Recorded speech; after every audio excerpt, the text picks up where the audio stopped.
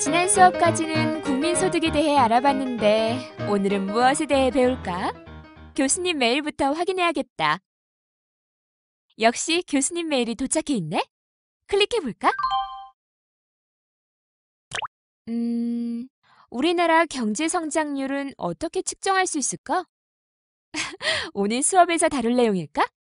수업 전 확인할 게 있네. 클릭해봐야지.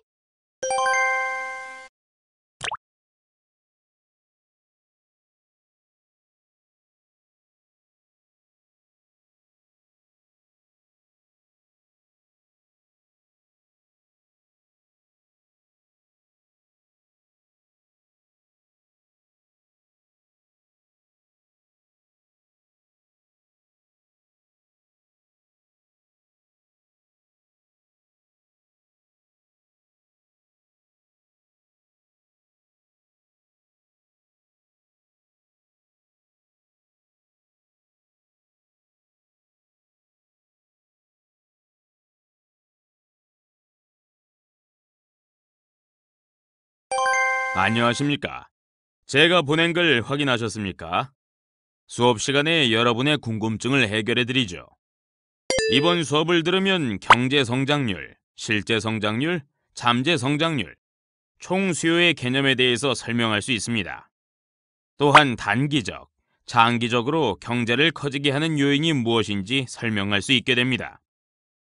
잠깐, 이것은 여러분이 학습하면서 파악해야 할 키워드니까 수업을 진행하면서 꼭 기억하세요. 경제 성장은 어떻게 측정되나? 네모란 일정한 시점에서 물가 상승을 유발하지 않으면서 달성할 수 있는 최대 성장률을 말한다. 빈칸에 무엇이 들어갈까요? 학습을 통해 정답이 무엇일지 맞추어 보세요.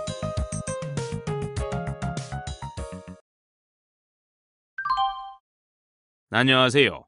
자, 오늘도 수업을 시작해 볼까요?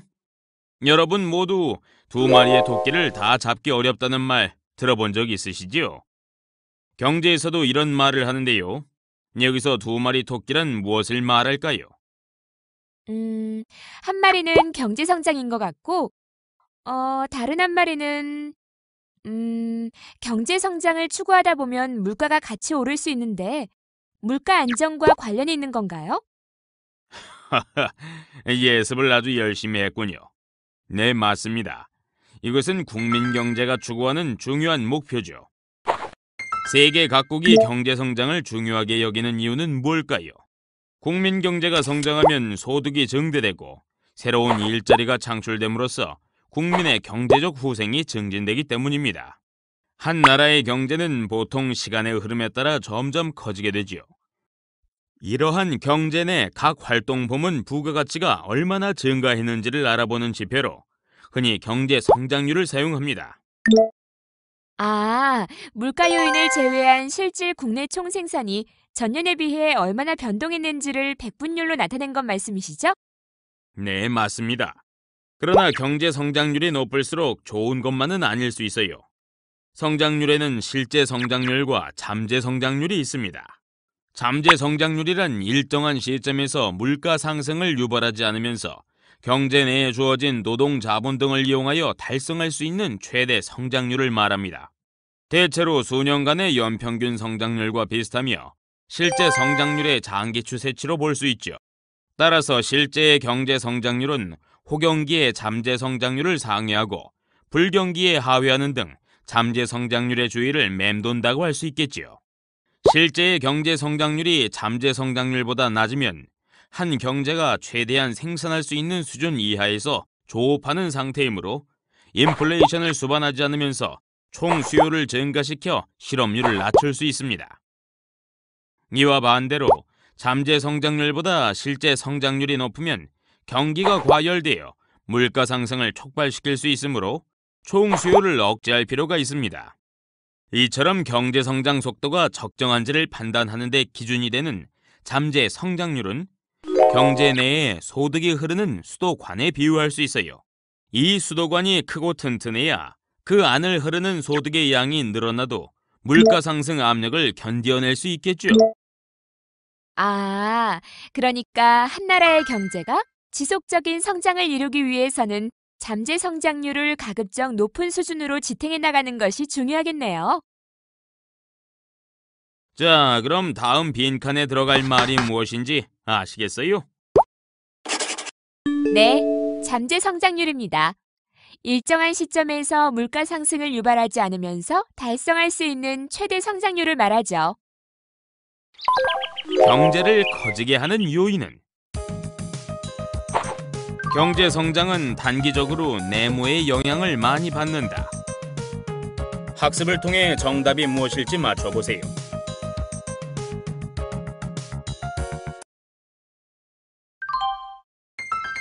경제 성장은 나라 전체의 수요와 공급 양이 지속적으로 확대되는 것입니다. 그렇다면 총 수요와 총 공급 중 어느 것이 경제 성장의 단기적 요인이며 어느 것이 장기적 요인인지 알아볼까요? 보기에서 알맞은 요인을 선택하여 빈칸에 옮겨보세요.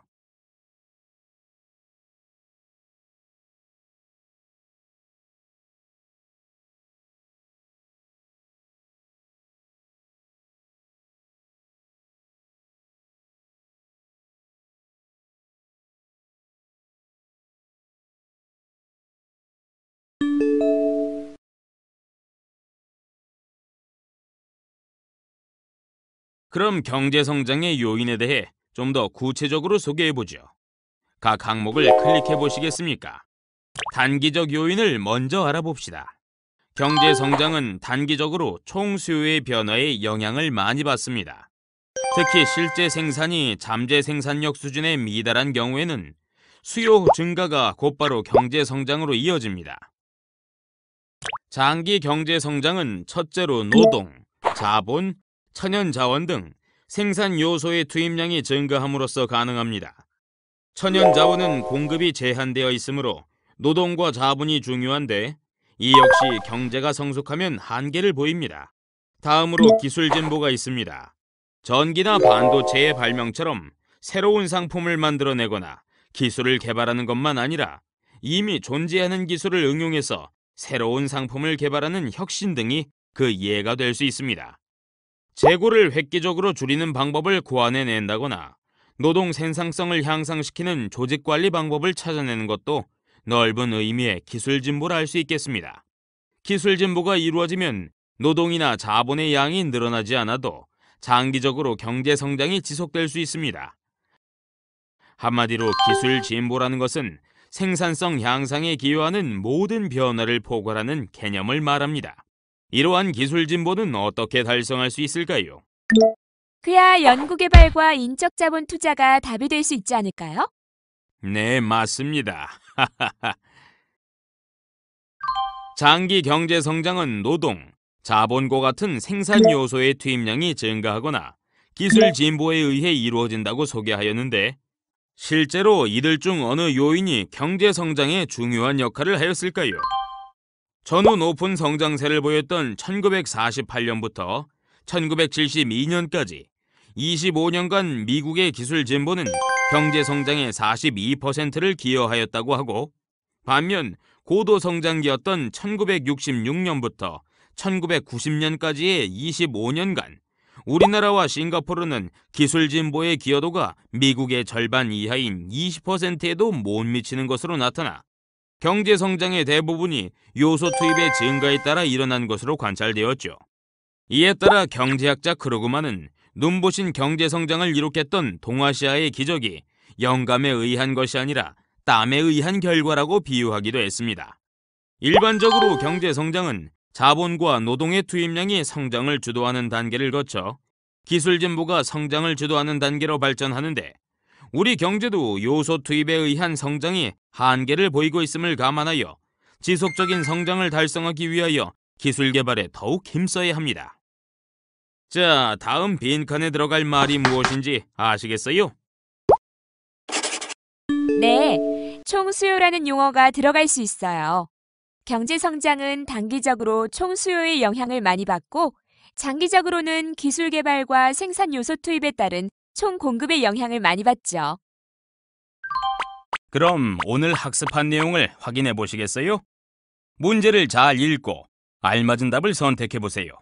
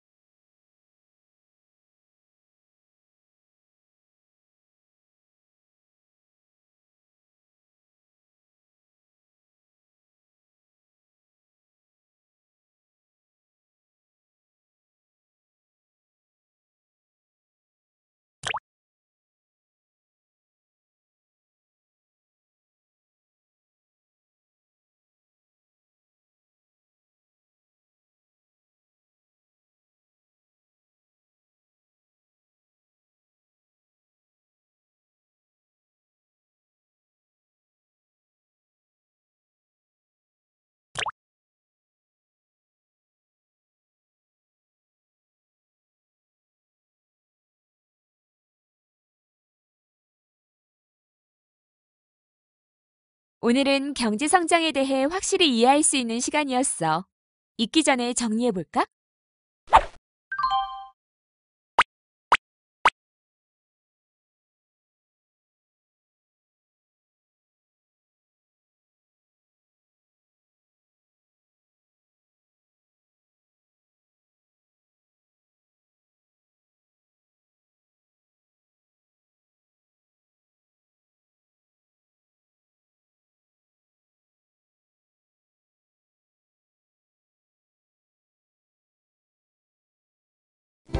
오늘 학습을 통해 경제 성장에 대해 알아보았습니다.